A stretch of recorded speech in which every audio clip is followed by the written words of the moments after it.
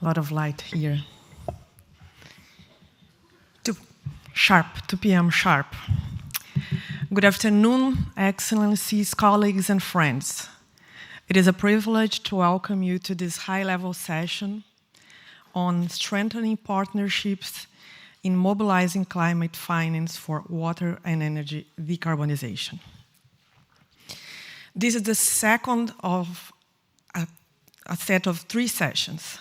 Yesterday in session 1, we were reminded that water is not a side note in the energy transition. It is at the very center. I would like to underscore 4 key messages I believe set the stage for today's conversation. Interdependency. Water and energy systems are inseparable, and under climate stress, their vulnerabilities multiply. Innovation and finance. Smart water management, from advanced pumping to hydrogen and reuse, requires investment and risk-sharing mechanisms. Equities.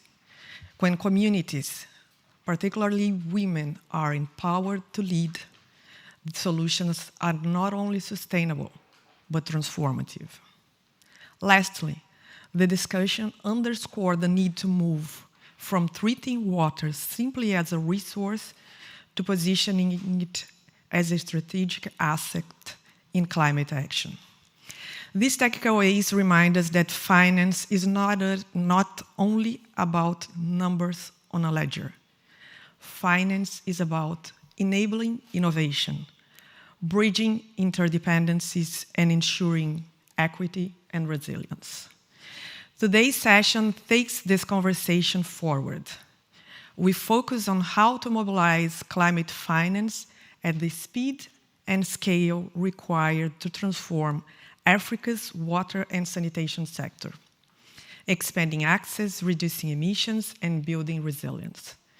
We will discuss barriers and opportunities in aligning finance with decarbonization, the policy and regulatory gaps that slow down investments, and, most importantly, practical actions to accelerate progress towards SDG 6 and net zero. No actor can succeed alone. Governments, development banks, utilities, private investors, and innovators must work together. Partnerships in finance must not only flow, but reach where they are most transformative, de-risking projects, scaling proven models, and embedding equity. We have a rich program for you today. A keynote by Egypt's Minister of Water Resources and Irrigation after the opening remarks, a case study from Veolia on financing models, and a panel bringing perspectives from the African Development Bank, from Kenya, from Xylem, the Green Climate Fund, and others. So, with no further ado, let us build on yesterday's insights, turning today's ambition into acceleration. If we get finance right, we can get water and energy right. And if we get both right, we may secure the future we ambition. So let us begin. Now, I set the stage to our wonderful co-host, Belinda Petrie, former Scientific Program Committee member. Here, for this seminar, I have other partners. I'm a Scientific Program Committee member, together with Oswald, and our young SPC member, Apurv. Thank you, Belinda, for running the show from now on. Thank you very much. Thank you. Thank you, Jerisa, and thank you very much to our conveners, including the African Development Bank, all the hard work I know Jerisa and her team will have put in bringing this seminar together. And greetings, excellencies, colleagues, and all protocols observed. So I am going to be your moderator for the afternoon. Everything's okay? You can hear me? Oh, okay. All right, I can just see this waving in the background. Yeah, I'm going to be your moderator for the day, for almost the duration. You've heard from Joisa what we are here to talk about. It's an important topic. We all know that we are racing with great speed towards the 2030 in 4.5 years' time. People keep saying 5 years. My calculation is 4 and a bit. We are not meeting the Paris agreements. We are looking to build climate resilience and to decarbonize. And as Teresa said, this needs to be accelerated effort and partnerships. So that's what we're here to do today, to look at how we can accelerate through investments, through enabling environments, through technology, and mainly through partnerships, which I know is our primary convener's objective as well, is to build partnerships for climate and development action. The speakers that we have today, let me quickly go through all of them. We have a wonderful lineup for you, and it's a lineup that I think is going to pave the way for an excellent panel discussion. And so I will just go through the speakers in the order that they will be with us today. So we will have welcoming remarks from Mr. Machero Chiwa, who is from the African Development Bank and heads up the Water and Sanitation Division, followed by His Excellency Professor Salwani, who's Minister. It's a long name for your ministry, so you won't mind if I just summarize it to water, in Egypt, and they have made significant progress on the continent on nexus approaches, and that's what we're here to talk about today. In this instance, the water energy nexus. We will then have a case study presentation from Veolia. This is Mr. Francois Lecoeur, who will talk about private sector innovation from that organization. And then we'll go into a plenary, and on the panel will be the speakers that I've already introduced, in addition to which we will have the Permanent Secretary for the Water Ministry in Kenya, that's Mr. Julius Correa, Ms. Stacey Nyandiko from Xylem, I think is joining us online. So most of our panelists are in the room. We also have the a representative from the Green Climate Fund, which is Mr. Bapon, and Mr. Chira as well. So the speakers and the panelists for the panel. This will be a plenary panel. There will be an opportunity to interact. So please start thinking now about what it is that we can take as key action points and carve a pathway for accelerated action through partnerships for the water role in decarbonizing global energy systems. So Mr. Chira, if I can hand to you with that, please.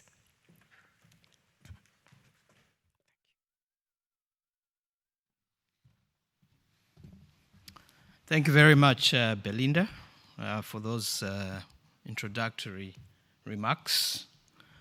Your Excellency, Professor Hani Sewilam, Minister of Water, Resources and Irrigation of the Arab Republic of Egypt and Chairperson of the African Water Facility. Mr. Julius Correa, Permanent Secretary in the Ministry of Water and Irrigation in the Republic of Kenya. Mr. Francis Lacour, President and CEO of Sureka and Executive Director for Veolia. Distinguished delegates, participants, ladies and gentlemen, friends, good afternoon.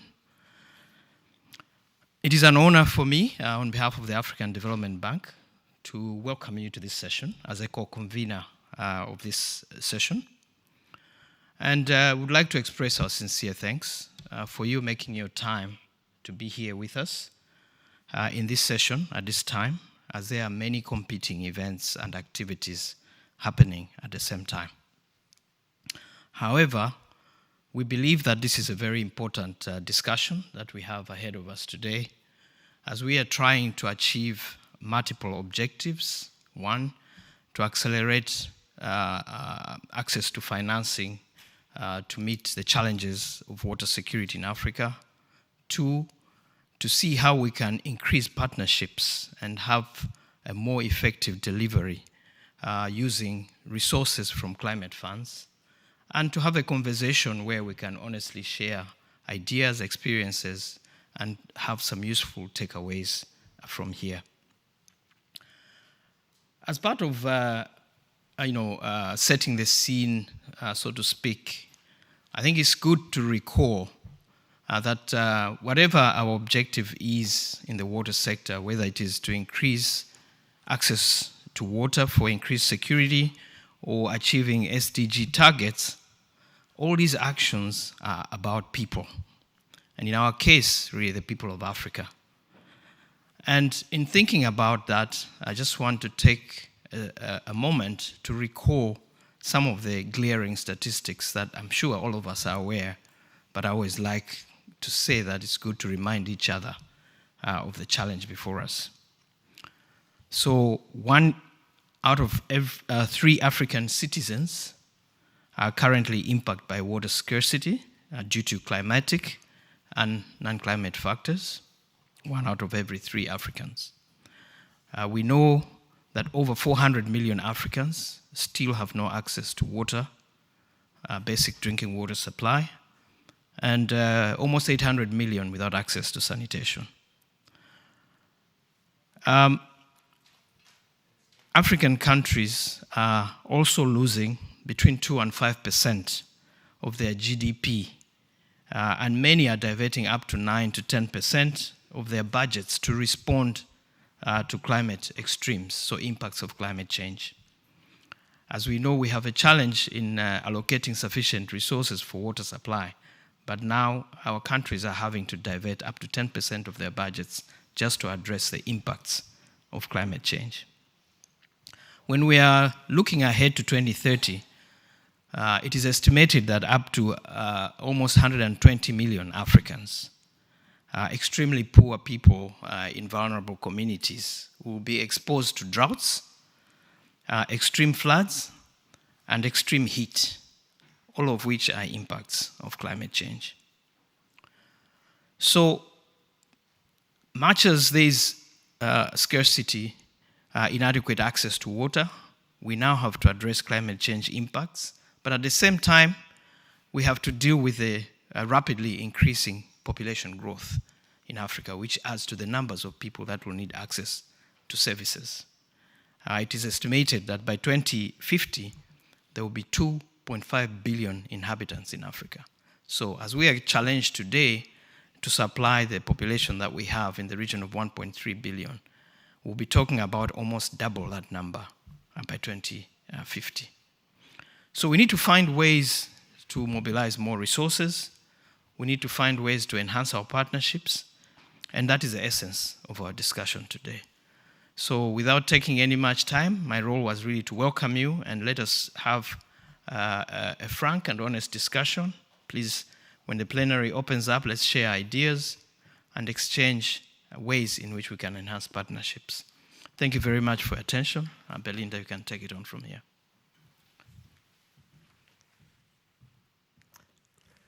Thank you very much for some sobering statistics and to remind us how important the need for accelerated action is. Your Excellency, Professor Hani Sawani, would you please join us on the stage? We're going to, we have the honor of having a keynote from someone that's both in a leadership position but is also extremely well versed on the topic. So we look forward to you helping us set the scene very clearly today. Thank you very much. Thank you very much for the invitation, Excellencies, distinguished colleagues, sisters and brothers from the African continent, ladies and gentlemen. It's a great honor to join you today at the World Water Week for this vital discussion on water's role in decarbonization, the global energy system. I would like to thank the African Development Bank and all the partners for convening this session. Water is both a tool for mitigation and a pillar for adaptation. Decarbonization water systems is essential to reduce emissions, but it must never compromise fresh water availability. At the same time, investing in water and sanitation strengthens resilience, protects communities, and supports food security, as well as underpins sustainable development. The link between water and energy is, of course, clear. Our water systems, pumping, treatment, and distribution consume large amounts of energy. Without change, their carbon footprint will continue to grow. But with the right investments, the water sector can lead in decarbonization by powering utilities with renewables, improving efficiency, reusing water and resources, and integrating nature-based solutions. In Africa, water security is the foundation of growth. Millions still lack access to safe water and sanitation, and climate change intensifies floods, droughts, and water scarcity. Yet, Africa is also a continent of solutions, innovation, and opportunity. As a former president of the AMCAO, or the African Ministers' Council on Water, I witnessed the collective will of the African nations to advance water security. Today, as a chair of the Africa Water Facility, I continue to see the tremendous potential of mobilizing finance and partnerships to deliver impact. Financing remains the key challenge. Many African countries face significant debt burdens, which limit their capacity to invest in water and sanitation infrastructure. Innovative financing, concessional funding, and debt relief are essential to expand water access, build resilient infrastructure, and achieve climate and development goals. Egypt has made substantial national investments in water sector. Over the past decade, more than $10 billion have been allocated to modernizing irrigation systems, what we call the irrigation system 2.0 or the second generation. And building treatment plants. We have been constructing the two biggest water treatment plants on earth. One is for 5.6 million cubic meter of wastewater treatment plant. And the second one, which is the biggest of the biggest one, 7.5 million cubic meter per day. And there was a third one for 1 million cubic meter. These three water treatment plants are adding 4.8 billion cubic meter of water to the Egyptian water system. Through the presidential initiative Decent Life, billions of dollars have been invested to improve water and sanitation services in rural areas, raising national sanitation coverage above 70% with the clear plans to achieve full coverage in the coming years. We are investing in solar-powered irrigation, large-scale desalination, and advanced wastewater reuse, or aligned with decarbonization pathway. These projects demonstrate how integrated solutions can deliver water security, climate resilience, and green growth simultaneously. On the level of bilateral cooperation, Egypt attaches great importance to the collaboration with the Nile Basin countries.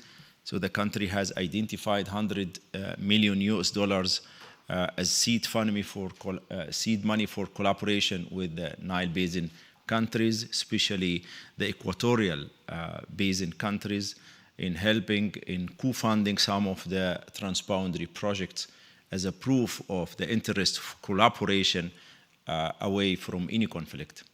Egypt has supported already the drilling of wells and their operation with solar-powered pumping systems, helping to provide safe drinking water to remote and vulnerable communities in the Nile Basin countries. I can give examples in South Sudan, in Congo, in Tanzania, and also some projects in Uganda. So all of these, we're speaking about hundreds of projects for local communities in these countries. These initiatives have been delivered to have a reliable access while reducing dependence on diesel-powered pumps, demonstrating the synergy between renewable energy and water security. Egypt is committed not only to addressing its own challenges, it is deeply dedicated to sharing knowledge, expertise, and experience across Africa. We view this as both a continental responsibility and a strategic opportunity to strengthen African solidarity. Drawing on our experience in water management, infrastructure planning, and PPP financing, we aim to support African countries in developing investment pipelines, improving project bankability, and navigating complex financing landscape. South-South cooperation is crucial, particularly in capacity development. Egypt actively promotes knowledge transfer through initiatives such as the Pan-Africa Center for Water and Climate Adaptation, the PACWA, which is one of the initiatives that came out of the COP27, which we call AWARE, or Action for Water Adaptation and Resilience, to support developing countries to have specific implementation projects to adapt to climate change. And we have been doing our best to keep this initiative alive. Now, after 3 years, or not yet 3 years, but almost 3 years, we have the headquarters in Geneva. We have 40 countries already signed and joined the initiative. We have established the training center, which we call the Pan-Africa Center for Water and Climate Adaptation in Cairo, operated and managed by our Ministry of Water Resources. And we are able to train at least 300 Africans every year in this center. And we continue mobilizing funding for more implementation for adaptation projects in different African countries. Water must remain central to climate finance strategies, particularly adaptation. While mitigation often receives the lion's share of funding, adaptation, especially in water and sanitation, directly strengthens resilience and protects the most vulnerable. Egypt strongly supports increasing the share of adaptation finance to at least 50% of total climate finance, while significant allocation to water investments. The path forward is clear.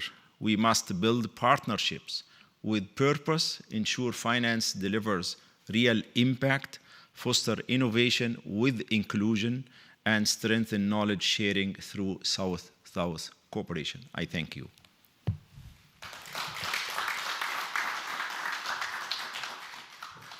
Thank you very much. Thank you very much, Your Excellency. Very inspiring thoughts for today. I heard big ideas, big investments in Egypt, and a very strong emphasis on investments in Egypt, but also in transboundary cooperation and building partnerships. And this is the spirit that we are trying to foster here in terms of World Water Week and climate action. I think I'm going to invite Francois Lecour. I'm sure I'm saying your name completely wrong. You'll teach me so that I get it right the next time. But to give us, I think, a really interesting case study perspective from global technology. Nice to meet you and welcome. Thank you. Thank you. Good afternoon, Excellencies, esteemed guests, colleagues. This is my pleasure to be with you today and to be able to give you a bit of a very pragmatic and hands-on feedback we had following utility support project across Africa. Thank you, AFDB, for inviting us and giving the opportunity also to showcase what we believe works, what may be improved, and also take that as something that is not exhaustive, but a real return on experience that we'll be able to build upon together in cooperation. So just to give you a bit of what we're doing. So I'm the CEO and president of Soreca, the engineering and consulting arm of Veolia. So we're working in 75 countries on the nexus of water and energy, but also on water and waste, and on water, energy, and waste. Therefore, decarbonization and adaptation are cornerstone of our project. 40% of our activity is in Africa. And so we've built upon contracts and contractual models in order to see what would be the most adapted contractual framework that may work for access to water preservation, as well as financial, economical, and environmental sustainability. It's a question of trade-off, and you'll hear me a lot talking about trade-off today, because we're always trying to put square into circles when we're trying to deal with water, increasing population, as well as decarbonization and adaptation. That being said, what do we see on the market, and what are the various contractual models that are supporting performance improvement and transformation of utilities, considering environmental problems that we may have to face and we have to integrate? It's a no-brainer. We have to deal with it.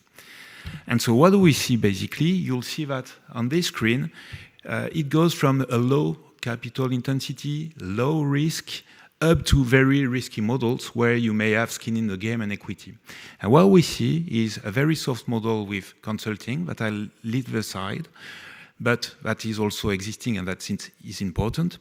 We see more and more hands-on, long-term technical assistance projects, sometimes with a performance-based component in it, where we could have indicators that are linked to water, but tomorrow maybe to decarb in terms of payment, as well as to a management contract.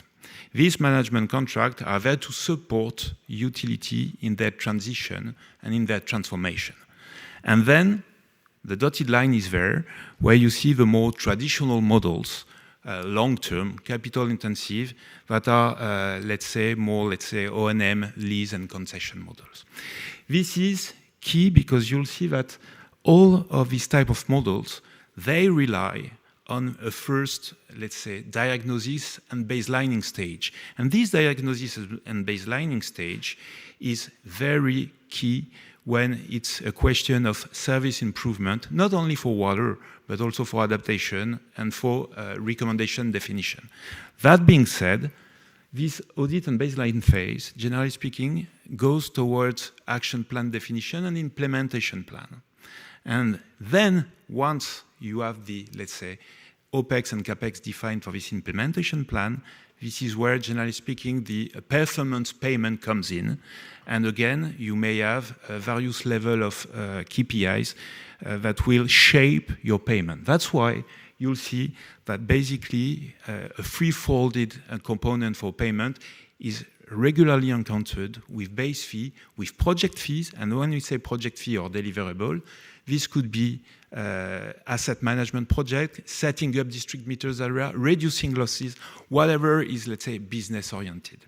All these type of models have a direct impact and component on decarb. And this is what I'm going to be talking about then in terms of the project we see. For sure, we see mitigation, but there's not a project that can talk about mitigation without talking about adaptation as well. And so to us, it's something that is combined. Whatever we're going to give as a recommendation for mitigation, there's a lot of no-brainer when we talk about energy efficiency, when we talk about greening the energy mix. This also has to be thought according to the risk the utility is going to be facing. Not today, but in 2050. We talk about the demographic stress. We can talk also about the increase in temperature, the impact it may have on the water demand, and how are we going to deal with investment that needs to reduce the footprint now, but take into consideration 20 to 30 years lifespan of assets. Again, this is conflicting drivers. And not to say the least, these conflicting drivers now, these are the problem a utility manager has to deal with. Conflicting drivers. Improving operational performance, increasing coverage. This is the basis of a water utility, giving more water of high quality to people. But this has a price. How do we mitigate this, let's say, increase in coverage with financial performance? How to have sustainable OPEX in this? This was the equation we had to solve in the past. And now there's a third component that we also need to integrate is the environmental and social, I should have had social, environmental and social aspect of the business. All these are conflicting drivers, and in fact, there's no right or wrong answers. There's a strategy, there's a decision. A utility manager, a CEO of a utility manager needs to have documented decision. This being said, what do we see? is that, again, you have the type of contract as shown that are very business-oriented, how to run a utility. And then we have to code that with the decarb, because this is the topic of today, decarb trajectory, where here again, there's a baselining phase, a point, a starting point, and then a lot of technologies and low carbon solutions. Sometimes it's not technologies, it's just efficient utility management that is impacting a lot on the decarbonization roadmap, But some cases also, you may have development of strategies with more technological low carbon solutions. And what matters is that you're able to baseline, you're able to project the trajectory, and this is what we're trying to do over the long term, and also to monitor the decarbonization thanks to emission factors and thanks to indicators. Whatever are the scope cover, 1, 2, 3, as a whole, being able also to prioritize projects with avoided emissions, in order to know what would be the most suitable solution that we are going to recommend within an all consistent framework again. Because what we're going to be giving on the one hand will be taken on the other end. An example that I can give you of a recent project now, talking to a case study, is supporting the ONEAD, which is the utility in Djibouti, dealing with water and more wastewater services in Djibouti, where in fact for one of the first time, so it's been a 5-year management contract with people from Veolia supporting the utility people. In this management contract, the funding agencies, in this case it was AFD, asked for, let's say, carbon baselining and trajectory before any investment plan and any mitigation plan is made. And then we currently are in the process of prioritizing investment in order not only to give more water, but also to see what would be the roadmap for decarbonization, the most optimal one. So you see that for sure there's no brainer how to green the energy mix, how to get rid of most of the generators, fair enough. But then you have a desal. Desal consume energy.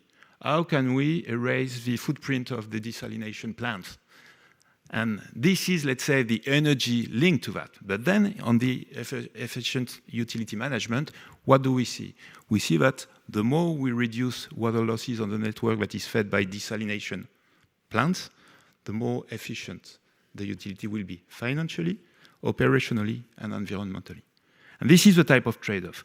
Definitely non-revenue water reduction, asset management are also a key component that we call efficient utility management, but it's not only energy. Energy is a big chunk, definitely. And so that's why we're trying to have this consistent roadmap that is delivered to the utility, to the minister, for funding.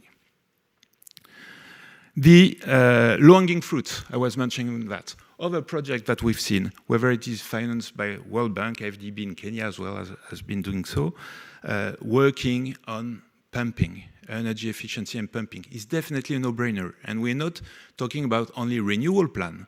In some cases, we're talking about gaining energy savings with basic maintenance practices, renewal, overhauling of the pumping efficiencies.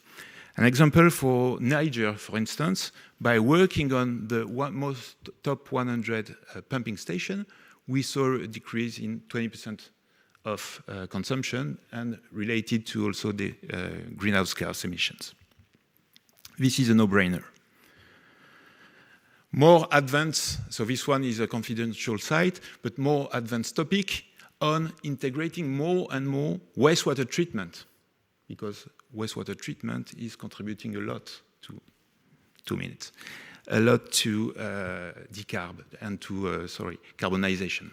So here, finding out the right blend between what do we do with sludge, what do we do with byproduct, can we use cogeneration to supply for electricity, what do we want to do with energy recovery, is also a subtle blend where we are combining all this with emission factors and trying to find out what we believe is the most optimal setup for the utility.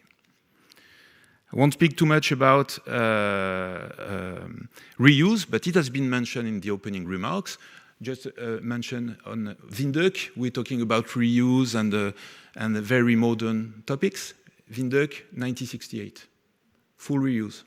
So it's been also ages with reuse that is contributing also to not importing or exporting water from a long distance. Adaptation is key also to mitigation, and so therefore risk analysis in project, this one is an example in Mwanza, is key in order not to make sure that we are not just prioritizing mitigation without giving also a word to adaptation. And to finalize, some food for thought, so take that as our own experience to build up upon. Definitely, there's a lot of levers and best practices, and we have conflicting drivers, demographic pressure, and we have to play every day between financial, economical, operational characters. Definitely authorities and IFIs have a role to play. At least this is what we see from the private sectors. Because what's happening is that these levers, they should be found into proper adapted terms of reference that you can compare proposal in a competitive landscape and that everyone has the same taxonomy for what is understood as decarbonization. Secondly, indicators. Why not? So far you have cubic saved. Why not tomorrow having the unit specific carbon intensity per cubic? This could be something that should be integrated into contract. Capacity building is key. So people in a utility should not be trained only on asset management, but tomorrow carbon modeling is also key, and it's not a key chain. And finally, and this is where also it will probably make the link to the rest, is on contractual models, there's also a lot of room for finding out cooperation on blended finance and models with credits, with leakage credits, for instance, in order to support the model, because here again, it needs to be leveraged and supported. I thank you for your attention. Thank you very much. Please stay on the stage because I'm going to invite our panelists. That was a great insight into what can be done with technology and innovation. I will ask you questions on the panel about how we scale this up and invite you to innovate further and more rapidly, but not with too much pressure. Can I invite our panelists to please come and sit on the stage? Permanent Secretary, Julius Correa, Mr. Chira, Mr. Bupon from the GCF. I haven't met you yet. Please join us.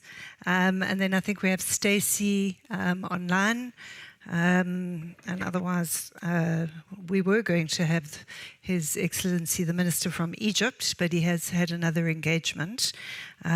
So we're going to have to rely heavily on our Permanent Secretary from Kenya for the public sector perspective, but I'm sure you will help us out extremely well. So thank you again to our panelists. I'm going to ask the audience to give you a round of applause before you start. It's always a great incentive. Because we really are looking forward to your insights. I'm going to start with the public sector perspective.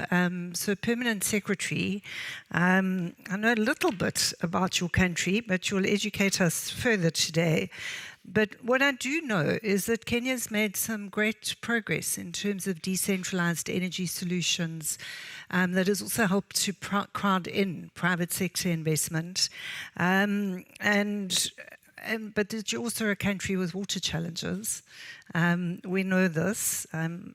And water challenges in Africa vary in terms of real scarcity like Egypt has, and a combination of scarcity and economic scarcity that I think a country like Kenya has. And I won't go into all of those scenarios, but these are real issues that we are facing on this continent. And so your talk, Francois, I thought was great in terms of showing us what we can do in terms of efficiencies and greater productivity.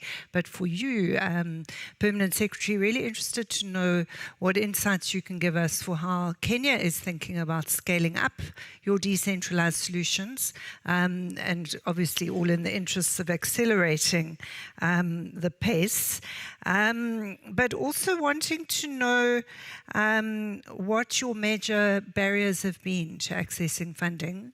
This in a constructive way, because we're trying to carve pathways here for future action.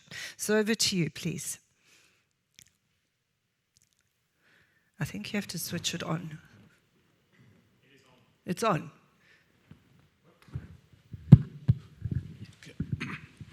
It's on. Thank you so much for that question. I think you've rightly said that Kenya has made some strides in decentralizing energy sources and also providing power in areas that would have been very expensive to provide because of the huge distances to transmit. And what we did as a country, first of all, was to create an environment that would attract the private sector, and so they would deploy their resources and capital to areas that had deficit. We also looked at how to leverage on green energy and having decentralized supply systems, solar, wind, and which would be providing places that would be far from reaching with the traditional sources of energy. So we recognize when it comes to water, that is an area that we have not been very successful in.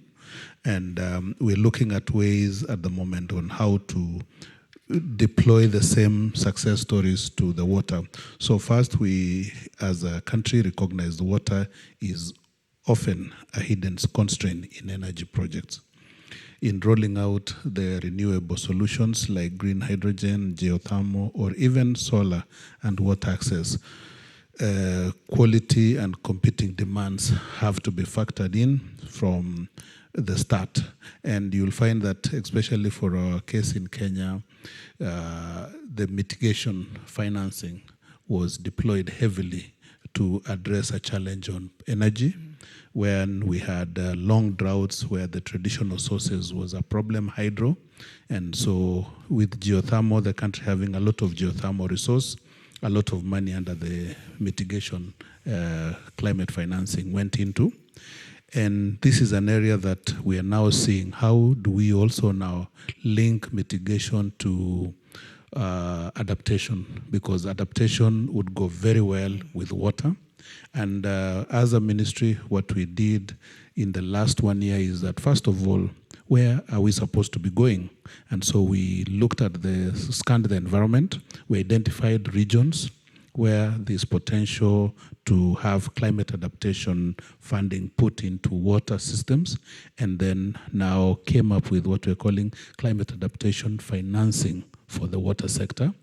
We are initially targeting about 100 billion Kenya shillings for designated projects, which now I think the only thing that we're asking is maybe because packaging for them to be conducive or to be acceptable under the climate financing is a challenge, and that is an area that we already have identified the projects, we have the concept notes, but how do we package them now to be ready for the investors? The other thing also is that we are continuing in strengthening the environment for the private sector participation. And as a way, in the past, we have an act of PPP, which is used to onboard private sector into social projects. But water, for a long time, had not been identified as a candidate for PPP. So last year, we reviewed our act and now made a provision that PPP can be practiced in the water sector. And as a result of that, we are seeing some movement in an area where the private sector now are considering a few projects on water. One is on abstraction underground water, we call it Sabaki. The other one is desalination, advanced desalination project, for people at the coast, and then we have another project. What we've found out in these last few moments is that, or is the last few months since the Act became operational, is that funding gaps or viability gap is an issue. Because the private sector would come into a space where they are assured of profitability. We're coming in from a state where water is seen as a social good, so it should not be overpriced. And the private sector is looking at return on investment within as defined timelines. So this is an area that now we are looking at. Maybe the private, the climate adaptation funding can come in to bridge the gap. And this is an area that we are looking at. How do we work together with the proponents of this climate adaptation to package projects and then factor in viability gap funding to reduce the cost of investment. So as a ministry, through this the plan that we've done, we wish to repurpose climate adaptation funds to fund infrastructure investments in the water sector and have integrated conservations and restoration of water resources so that it is a total solution, not just one at the end. And the other area that we're also looking at in this, the nexus for investment, is the solarization of transmission systems. You find that some places, especially the coast, the terrain is basically flat. So you need pump systems to be able to transmit water from source to where consumption is. And when you look at the traditional sources of energy, it's very costly. And now we're looking at how do we invest in solar systems, wind systems, to be able to help in reducing the cost of transmission and take the water to where the consumption is. And with the reduced prices on the water systems and water transmission, what you'll find is that now we're able to supply water as a social good, not as a commercial product. So I think to your question number 2 on the barriers that we've had, the challenges we've had, I think one is Chirwa sort of stated at the start that the population growth is very fast and the demand is outstripping the supply of the commodity. So what that means is that we need to double the effort in investments. We require double the effort to raise money. And then that brings the other challenge, that the traditional sources of funding is becoming a problem. I think governments from Africa initially is looking at its own raised revenue, which is constrained. Then there were grants. For the case of Kenya, for instance, we got a lot of support from development partners through grants. Unfortunately, we've grown out of the space where we can attract such funding, so we have to go to commercial, which is more expensive and hard to come by. And then also the other challenge is that we could have borrowed beyond what is allowed within the fiscal space, and so our ability to raise money through the commercial sources is a challenge. So you find now we have to look for new ways, and that's where PPP is an area.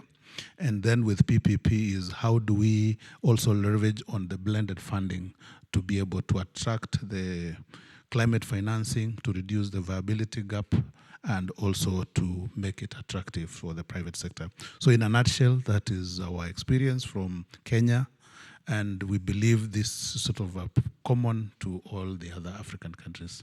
Thank you. Oh, I don't need that. Thank you very much. And I agree with you. I think these challenges are from the work we've done, and I'm sure Mr. Chair will agree, are common across the continent. And we heard from the Minister from Egypt earlier about debt burden and debt relief. So thank you for highlighting those challenges. Just something that struck me while you were talking about investing in water infrastructure, PPPs coming in, etc. You also talked about restoring and conserving the water resource. And just a question to maybe think about for later is conservation of our ecosystems. that we often forget about as being one of the primary drivers of our water resources, which would obviously make for true nexus investments. Francois, I'd like to come to you next, please. As I gave you a heads up, didn't I? Interested in what Veolia's plans are for accelerating innovation and technology, and we saw innovation from you earlier. But we always ask for more. But I'm interested in really thinking about that from a developing country's agenda perspective. Often, and I'll give you an example which I don't think falls in, I hope doesn't fall in Veolia's landscape, but I remember looking in previous projects at smart meters, for example, and looking at these meters thinking this could do so much more than what it is, and that it would take very little for the developers to develop those meters to do the so much more. And so it's always raised a question in my head around alignment between what you are doing as the developers and providers of these solutions vis-a-vis what African, in this example, countries need. So interested in what your plans are around that, particularly around the nexus-based decarbonization pathway, remembering that we have fragile states and states that are in transition. And not everybody's equal. So just wondering what you're thinking about there. And then my second question, because this is partly getting to the pathway, is what would a company like Veolia need from an MDB-based finance facility to help you deal with some of the challenges I threw at you in the first question? Thank you. Okay. So good questions. Thank you. First one, what I try to display is that we definitely believe in technology, but we do not place technology as a forefront only. What we believe is what's important is to deliver a consistent framework for efficient utility management. And then this is in this framework that you'll be able to integrate properly technologies. If not, you'll have a very nice keyring that will stay on the side, that will not deliver what is promised. So that's why we see that as a holistic approach in supporting utilities, finding out what should be a trajectory before deciding of any project. A lot of projects are costly if they are not integrated properly. So we see ourselves first as integrators. So when I say integrators, it means that Veolia is a big company, it's 180,000 people. So we see ourselves as being able to develop some of our solutions, and then we see also ourselves as an accelerator, a catalyzer. You would be surprised to see all the small startups in Africa that are booming with developers that are behind what you were mentioning 10 years back on prepaid meters. If you had this workforce at that time, you would have been very much faster on rolling out what I would say adapted solution, not the one that works in Paris suburbs, the one that are adapted with soils, with frauds, with a lack of urban planning and so on. So what we see ourselves here is, for sure, let's say, positioning on very complex technological solutions like PFAS, for instance, where Veolia positions itself, plus detecting what should be tomorrow's small startup or scale-up, in which we should provide the playground for them to express and scale it up. This is for, let's say, you were talking about meters, but you can have a lot also on intelligent remote sensing and so on.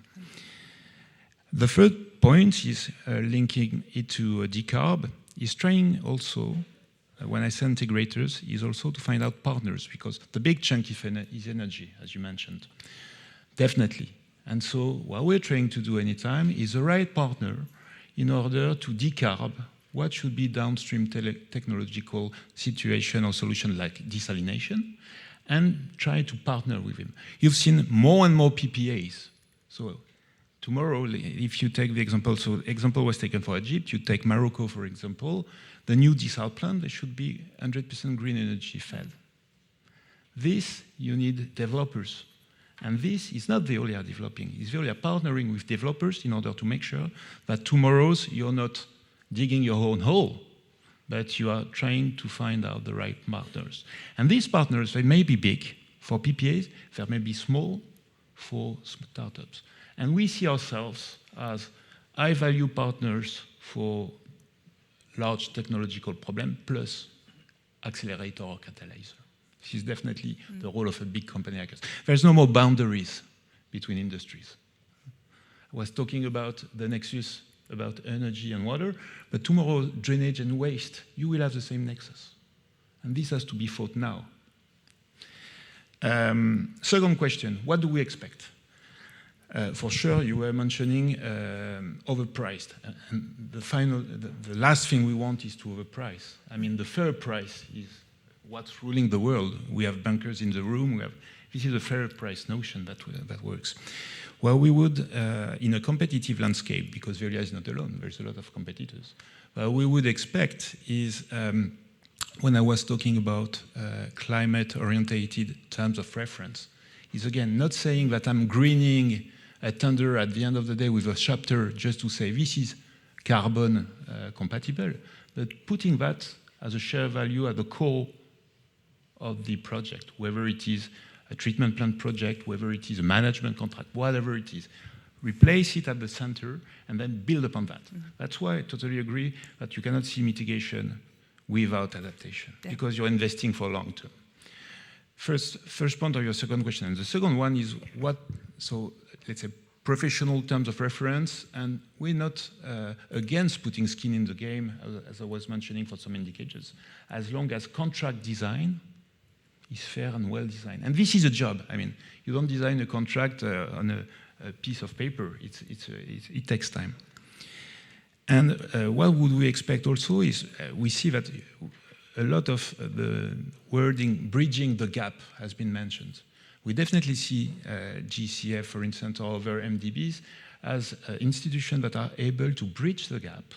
And why we say bridging the gap is, first of all, being able to have a fair and frank diagnosis of what should be the lever for decarbonizing a certain perimeter, because here it's not a one-size-fits-all, definitely. So what is the diagnosis? What are the priorities? Pre-feasibility. How can we fund pre-feasibility? And then from now on, we take the decision, and this is where PPPs and private finance or blended finance comes in. But definitely a partnership, a bit like, I got an example I can give you for the decarbonization of the industrial business in Africa. We have a partnership with Northend, and we believe that this type of partnership for water utilities may also work. Thank you very much. There was lots of insights there, and I think some good guidance for MDB and for GCF in terms of what's needed, not least of which is to try and just break down this great division that we've created in the world around between adaptation and mitigation. But I was struck by your point around being an accelerator, and you might not have used this word, but sort of incubating ideas and growing those with partners on the continent. And of course, this is a continent, Africa, that's highly dependent on SMEs, small, medium enterprises, for employment. In some countries, sort of over 80% of employment is coming from there. So that's also, I think, a particularly important concept around in a country that needs decarbonization, greater productivity in water resources, but also needs jobs. And I think you said at the beginning, it's about people. So thank you very much for those insights. And I think this takes us very seamlessly to Stacey, who's with us online, and from a company called Xylem.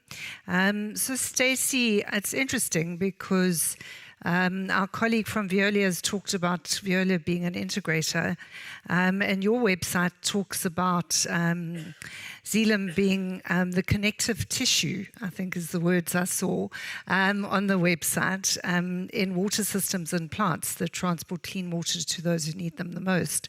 So I was just wondering, with that in mind, as what you see as the most important solutions and approaches for ensuring that people that lack clean water are not left behind in the decarbonization race that I'm hoping we are going to accelerate.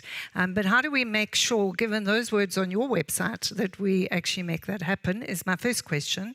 And my second is what you would see as being, again, with that connective tissue in mind, as maximum 2 main challenges you face as an organization that could be resolved through partnership-based action, including MDBs, public sector, and the enabling environment, and multilateral funds like the Green Climate Fund. Over to you, Stacey.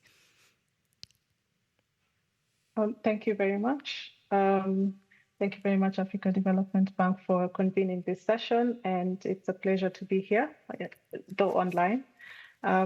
Great question. I believe for Xylem, we have utilized our global reach and local know-how to ensure that we reach the marginalized communities in Africa and beyond, and provide technology that is for them, not only because it's not a one-size-fits-all, as a lot of the speakers have mentioned today. It's mostly technology that is suitable for the applications in Africa, for utilities in Africa, and for other communities in Africa.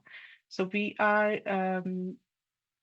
using our expertise, many years of expertise, and combining it with the local solutions, technology for the people, developed by the people, supporting them to ensure that we have water access for other marginalized communities and hard-to-reach areas. And I think our greatest pillars on how we can accelerate water access is through not only our technology expertise, but also partnerships, strategic partnerships. So we are working together with partners across, we're talking about the development finance institutions and the utilities, to make sure that we develop, I think there was a word from the permanent secretaries that the projects are there, the concept notes are ready, but there is a challenge on how do we present this projects to ensure that they're bankable and they're attractive to different investors. So we are working closely, working hand in hand with the different utilities and also with the financing institutions to ensure that we present bankable project for the water sector and use this to accelerate water access, basically making sure that the money, we have the money work for us and give higher impact than would have without, if we were not involved, if the technology innovators were not involved.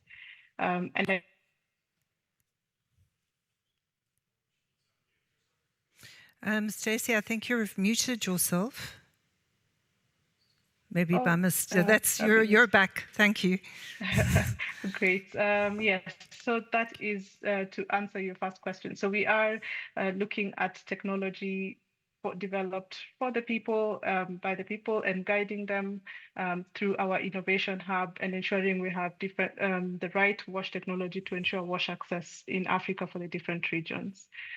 And then on to the next question. I'm glad you have limited it to 2 challenges. I believe there's quite a number of challenges that we can all highlight on what we're experiencing in hindering us in driving water access and enhancing water security.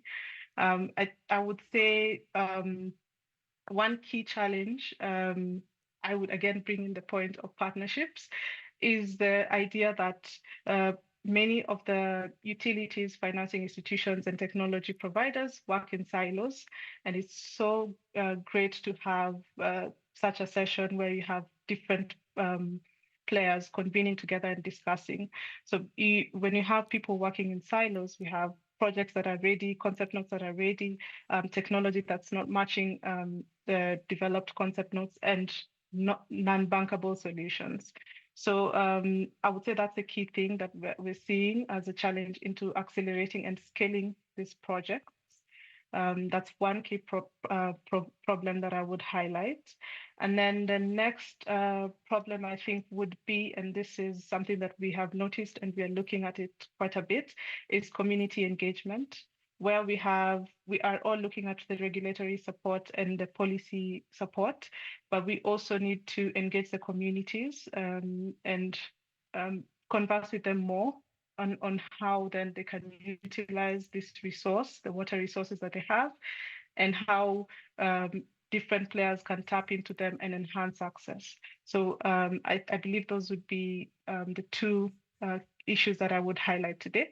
But it's a myriad of problems that we are all here trying to solve. I would say that. Thank you. Stacey, I appreciate that, and I appreciate you staying with the two.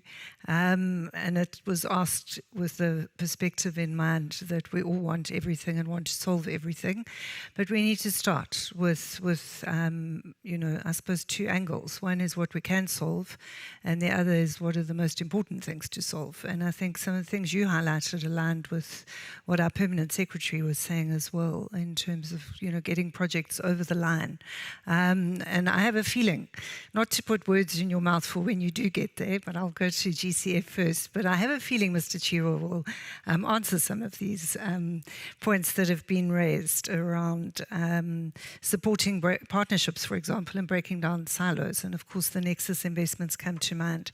But before we go to you, can I come to you, Mr. Papon from the GCF? So we're very pleased to have two financiers, and you'll note that I've left the people with the money for last in this discussion on the panel.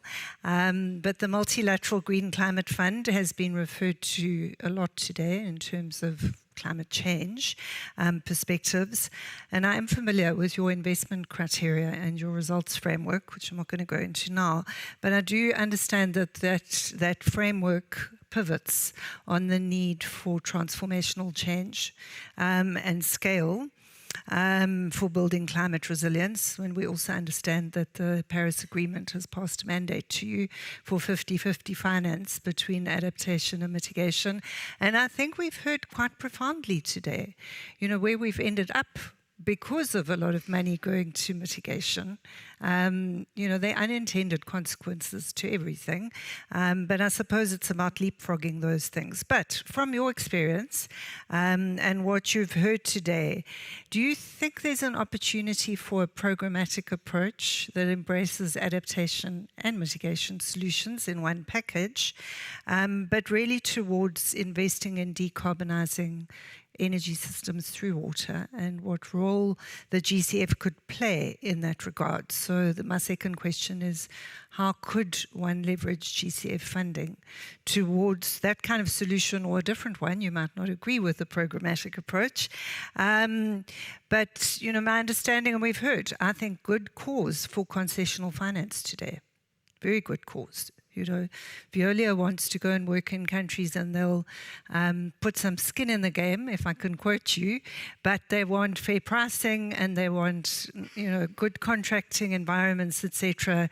These are among the areas where concessional finance starts to sort of come to mind. But I don't want to put words in your mouth. No, thank you so much. Thanks for inviting us. And as you just rightly mentioned, that we are a quite unique organization who has a mandate to fulfill 50-50, which is 50% mitigation and 50% adaptation, that we need to show to our board. And that actually makes us obligation to making that actually we package the program in such a way that we can actually make the balance. As GCF also provide a little bit. It's a climate finance, first of all, and when you need to provide a climate finance, you need to see the climate action linking with every dollar that actually bringing. So that means you bring a lot of additionality, and there is actually the partnership is quite important, the co-financer, as well as how actually you create a bankable programming. In the investment criteria, as you know, that we also have a little bit investment criteria in terms of there are a lot of 6. If you just look at on the water as a forefront here, we need a 6 investment criteria. I hope everyone knows that one. One of the critical areas is actually paradigm shift. I don't want to say other 5. So in the paradigm, and as well as one is actually the impact potential. So you need to show actually how much you're creating an impact in terms of mitigation, what is the emission reduction, in terms of adaptation, how much actually benefit it is actually supporting, as well as other indirect benefit are bringing into the programming. But when you're talking about the paradigm shift, what does it mean actually? It's not only just innovation into the technologies, it need to have a innovation in all area in terms of policy, legislation, as well as financing, so that actually you create a long-term sustainable financing beyond the project period. And what we like to see that our project, even though it's a quite longer, say 7 to 10 years lifespan in a single project, but we like to see actually how the project gonna run beyond the project period, who gonna actually keep carrying on, so that the project that GCF provided has a long-term sustainability.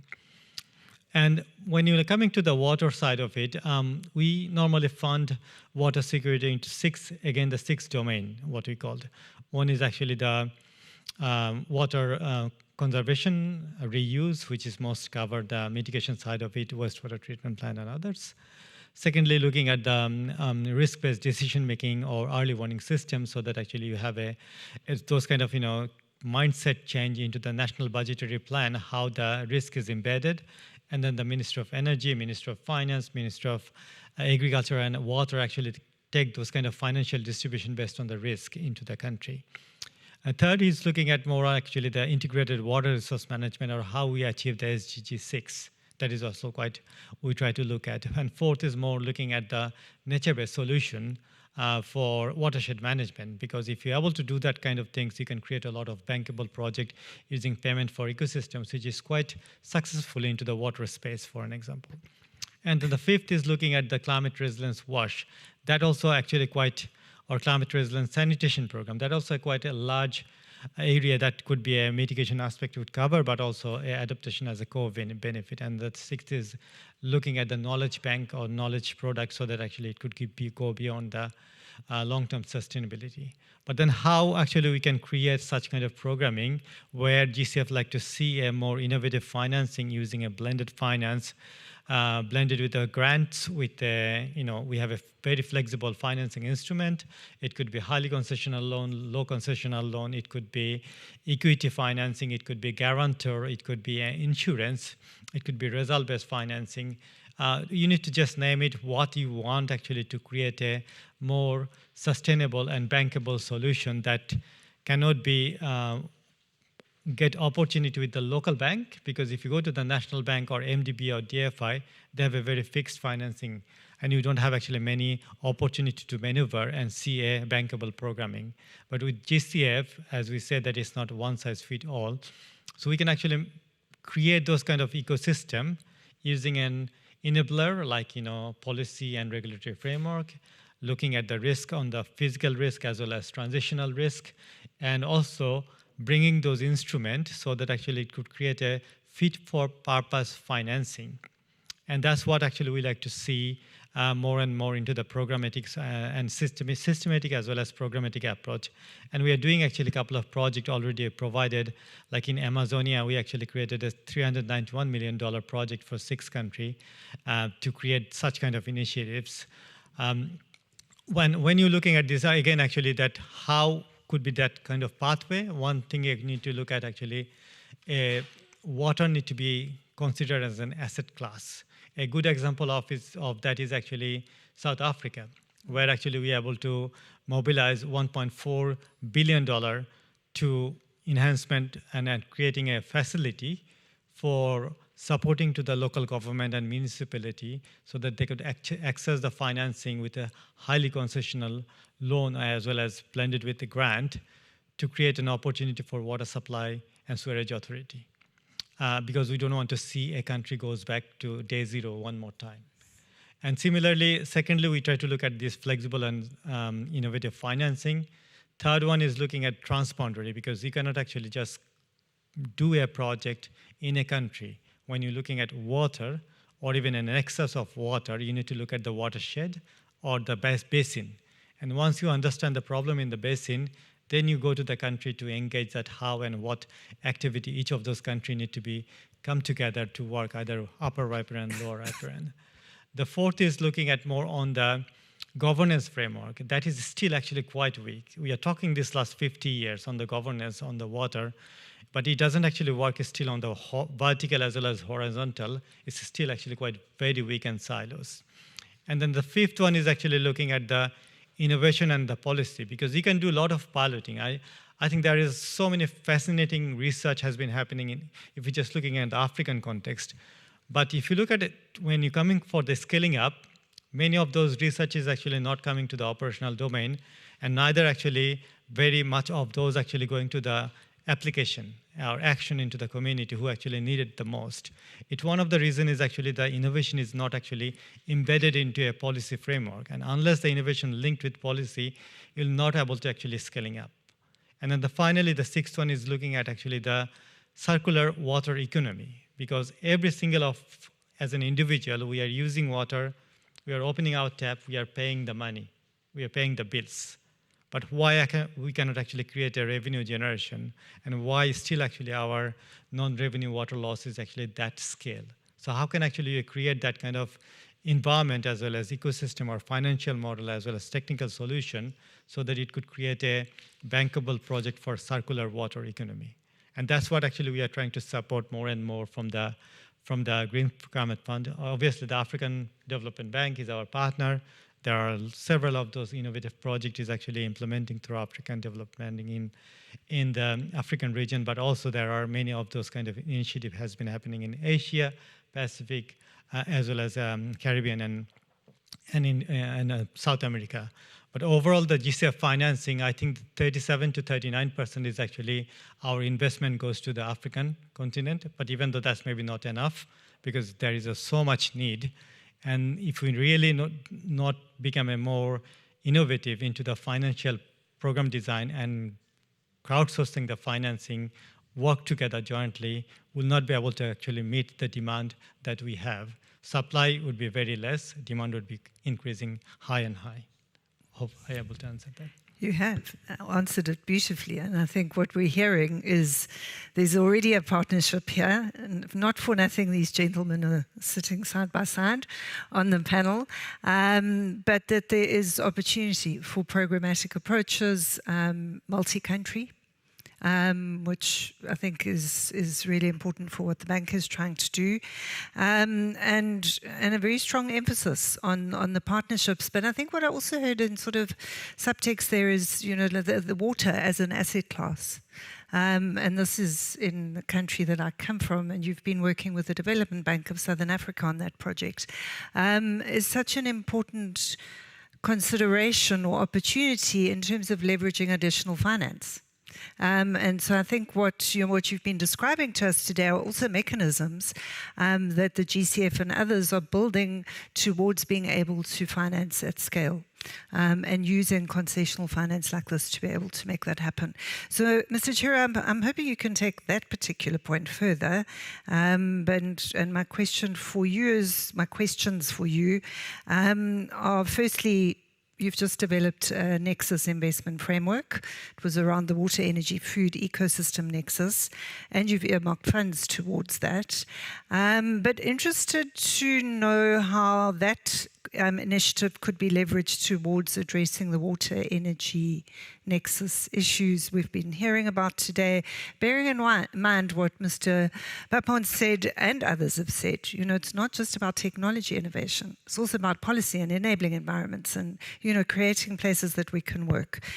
So that's the first. And then the second question, we've heard a lot around partnerships, and it's also the AFDB's clear focus at the moment is to build these. But just what are the key partnerships that you think are needed to take this question around acceleration further, but really to streamline and ensure that we've got minimal blockages? You heard Stacey, she wanted to go on for a very long time about blockages. So just a question around streamlining. Thank you, Mr. Chair. Yeah, thanks for that, or those two very good questions, Belinda. Indeed, at the African Development Bank, we are finalizing the development of a WEF Nexus framework. And the reason for that is to enable us scale up or go up in scale, in size. We know that resources are limited, and without any proper framework in place, both internally within the institution, but also with our partners and member countries out there, we are competing for the same resources to address multiple needs, development needs, which are all dependent on water.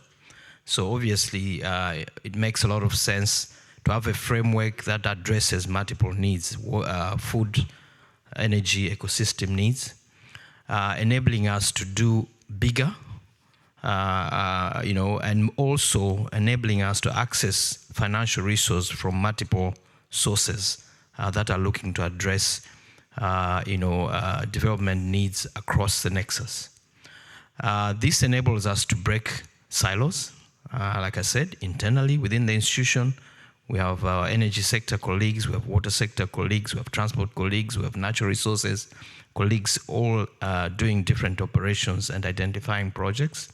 But with this framework, we'll be able to come together and design operations that address the needs, competing needs in a holistic way, and be able to use that also to engage with the African member countries to identify and design projects that will respond to the Nexus approach.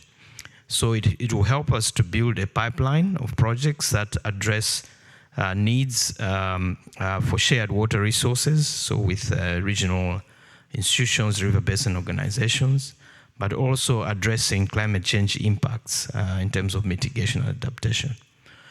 So we believe that through that pipeline, working with countries to identify projects that can be larger and can address the Nexus needs, it helps us to scale up. But of course, this is where partnership comes in, because a lot of these projects, first to develop them, you need resources for project development. So working with partners that have funds for project development, project preparation upstream, making sure that we have climate resilience built in.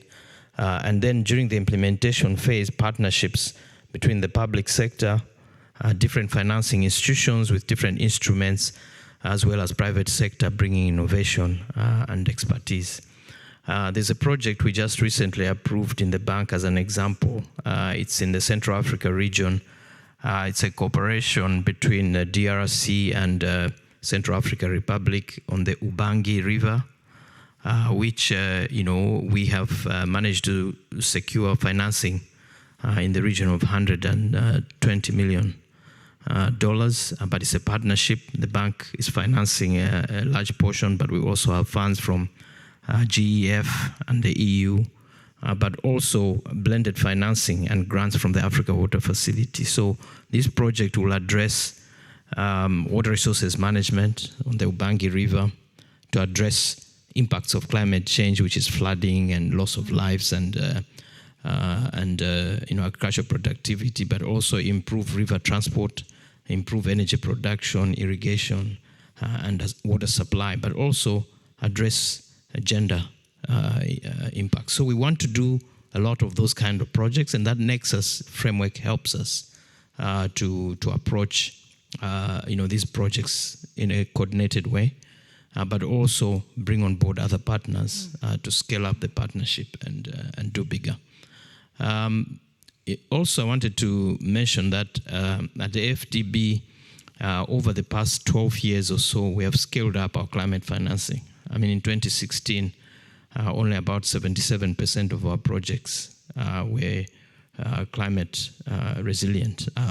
We went up to 93% by 2023, and now almost 100%. So almost every project that the bank is financing builds in climate resilience. In addition, our own financing has also, for climate, financing has actually increased within the bank. Over the past 10 years, for example, it's grown from 9% to 50% of all the financing. In 2024 alone, $5.5 billion of the $11 billion of approvals was climate-related financing. So without a framework that addresses the nexus, water, energy, food, how do we get access to those resources? I think by broadening our approach to water, not just looking at water for wash, but water for energy and food, we'll be able to tap into these bigger resources to do more. And as Bapon was speaking, we are working together, but we need to do more together. I think there's lots of opportunities to scale up and do larger programs, and we're in a conversation about how to do that. I invite you to shake hands on that point. All right, well, colleagues, there you have it. Our panelists have given us amazing food for thought, and we've got real opportunities and real commitment towards breaking down the silos, and including the divide between adaptation and mitigation. We've got time for 2 quick questions or 1 slightly longer question from the floor. I'm already being shown the door, as it were. So are there any hands for our panelists, or any questions or comments that you wish to add?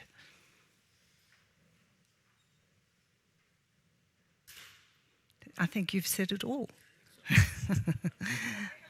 You've got a question, Teresa.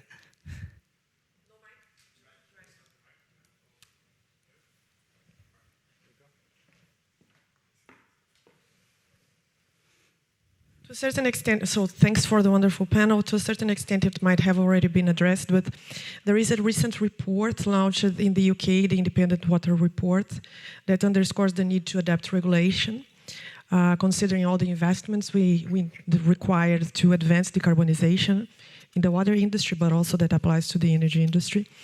And it underscores the political challenge of combining affordability and attract or mobilizing all the investments required, particularly in geographies in which there is limited physical space. Several. Yes, this experience is worth noting because the UK was at the forefront of restructuring reforms in the 1990s. It inspired several other countries, Brazil, for instance, the country where I come from. And I wonder to what extent these concerns apply to certain countries in Africa and whether it has been addressed. So how can regulators and policymakers have addressed or have tried to address these tensions between affordability and mobilizing all the required investments to close gaps and also deliver resilience and equity? Teresa, you didn't direct that, but I'm going to direct it to our permanent secretary, because these issues of affordability and access are significant across the continent, including in Kenya. Thank you. She couldn't have said it better, because affordability is a major issue.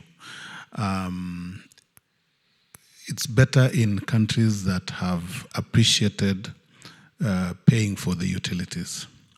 It is worse in a country where cultural practices come in and there's this belief that water is supposed to be free. And so when you bring in the issue of cost, then they're like, hey, I can go to the river and fetch, and I don't have to pay. So it is an issue that we are now working with like for the case of Kenya, we have what we call Water Resources, WASREP, that is Water Services Regulatory Board. This is an agency of government that works with the utilities when setting prices for water. And the focus there is affordability, and also making sure that water being a right is also not priced out of the reach of the common people. So I think maybe what I would say is that when it comes to the pricing, then the regulation framework is there. What challenges the affordability is the urgency that we require to catch up with the gaps. And that is where you may need to go for expensive capital, which translates to more expensive water services provision. And I think that is what we were discussing here and saying, if we can repurpose the climate adaptation funding to act as the viability gap funding, so that when you realize a water infrastructure system is very expensive, it comes in to reduce the cost of capital, and then that makes water more affordable. So yes, it is an issue. And you should hear the cases at times that come to my office. This utility is overcharging, and the politician maybe when they were campaigning said that will reduce the cost of water. It becomes a problem. Thank you. Thank you. And of course, now we've got a tension between public sector requirements, the affordability challenge, and you wanting fair pricing, and how we balance that. So, Mr. Bupan, I don't know what you want to say, but perhaps you can also touch on that. I can just add on. I mean, so if you look at even a very typology of GCF programming, we have actually a fundamental three component. One is obviously because we are scaling up, so you need to have a larger infrastructure on board. But then, as you just rightly mentioned, actually, you cannot just go with infrastructure without a policy, legislation, and regulatory function. With the new water infrastructure, you may need to restructure your regulatory function. And that's why you always keep a component on how to enhance those regulatory framework, but at the same time, say knowledge management and capacity building, those are actually a mandatory, three fundamental. With that, I hope we are able to answer your question. Thanks. Thank you very much. And thanks for that question. It was a great question, Teresa. Thank you. We're going to close now. Thank you very much to the panelists. We've heard, let's give them applause. You may leave. Actually, no, don't, because we'll have a photograph just now, so stay where you are. We've heard about a number of enablers, solutions, problems, what innovation can do, that we need innovation across the board. We've learned a lot today in an hour and a half. And thank you to our speakers and panelists for all of that. I think sort of my take home before I give over to our closing remarks, which will come from the GCA, is, I mean, we obviously can't build with carbon intensity anymore. I mean, we really just can't. I think that's clear. And it's also been very clear today that water has a significant role to play, and it's doable. I thought that was, for me, a very positive message from today, from policy perspective, from a technology and innovation perspective, and from a financing perspective. This is all doable, but it has to be durable, back to your question, in a way that's not at the expense of people that can't afford this. They can't afford the carbon either, by the way, because, I'm sure this is also an issue in Kenya, but the more that we are burning biomass indoors, the more we are increasing indoor air pollution, as much as global emissions. And the health impacts of that are significant. So the solutions are needed in multiple nexus ways, and that's very clear. So thank you very much for contributing to the conversation. We have closing remarks from Mr. Charles from the GCA, who I think will be online. Thank you. There he is. Can you hear me? Yes. We can hear you. Thank you. It has been an honor to join this important session. Excellencies, distinguished panelists, colleagues, and partners, good afternoon. On behalf of the Global Center on Adaptation, I would want to thank the African Development Bank and all co-conveners for leading this timely engagement, and also commend all participants for the engagement this afternoon. Today's discussions have sent us a clear and urgent message. The way we manage water and energy systems will define our success in addressing climate change and achieving sustainable development goals. As the director said at the beginning, with less than 5 years to 2030, the window for action is rapidly closing. We are falling behind the Paris Agreement objectives, but the solutions are within reach if we act together. Decarbonizing our water systems cannot happen in silos. I think it has been very clear from Steve's presentation, from the AFDB presentation. The water energy nexus must guide our strategies, policies, and investments. This session has shown that the greatest progress comes when governments, financiers, innovators, and communities move in the same direction with shared priorities and collective action. And from the discussions this afternoon, 3 priorities are stand out. Number 1, integration over isolation. It has been clear from the engagement that water and energy systems are deeply interconnected, and our decarbonization strategies must align investments, policies, and priorities and technologies to maximize efficiency, resilience, and sustainability. And also number 2, finance is a game changer. Without mobilizing climate finance at scale, our ambition will remain aspirations. We need blended finance models, innovative instruments, and stronger private sector participation. I think this has also been very strong from the GCF presentation to unlock resources required for transformation change at scale and speed. And throughout the discussions, the presentations, the message of partnerships has been very critical and their importance in driving progress. True success depends on partnerships between governments, development partners, finance institutions, and communities. And partnerships will help us turn commitments into bankable solutions and measurable impact. Colleagues, today's session has been a call to action. It has reminded us also from the case studies that we have heard that achieving SDG 6 on water, SDG 13 on climate, and advancing net zero pathways will require more than policy statements. It demands innovation, investment, and inclusion. In conclusion, the challenges before us are immense, but so is our collective capacity to overcome them. By combining ambition, innovation, and collaboration, we can transform our water and energy systems into drivers of climate resilience, sustainable growth, and inclusive development. Thank you, colleagues, for your participation, your insights, and your commitment. Let us leave here today energized and united, ready to turn today's engagement into concrete action for a water secure, low carbon, and climate resilient future. Thank you. Just a quick announcement, and still to ask you to stay for a photograph. Firstly, a big round of applause. And secondly, as an announcement, we're going to end this session now with a group photograph.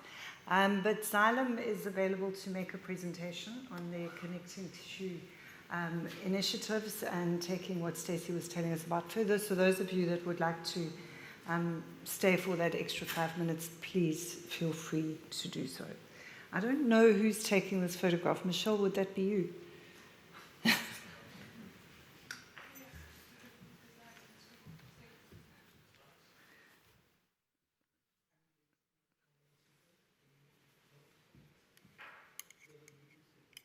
Joisa, who's taking the picture? I've got a very good camera on my phone if you would like to use it. Yeah, you can use it.